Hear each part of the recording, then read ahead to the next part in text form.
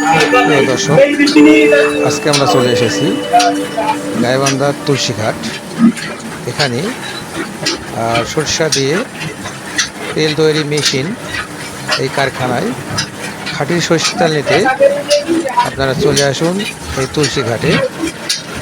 এখানে প্রায় বিগত 10 বছর যাবৎ এই কারখানাটি চলছে সুন্দরভাবে। এই তেল কারখানাটা এলাকার লোকের কাছে ব্যাপক সাড়া পেয়েছে।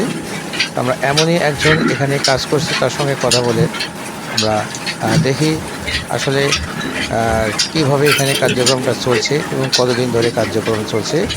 এমন একজন ব্যক্তির সঙ্গে কথা বলি। ধন্যবাদ। আপনার নাম কি?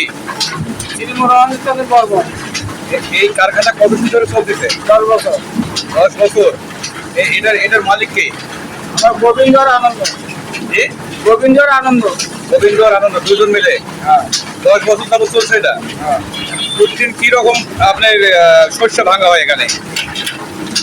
আমরা নিজের ব্যবসা তো টুকটাক গায়ে পাবলিক খাবে, নিজের টুকটাক ভাঙা হয়। মোটামুটি ভালো।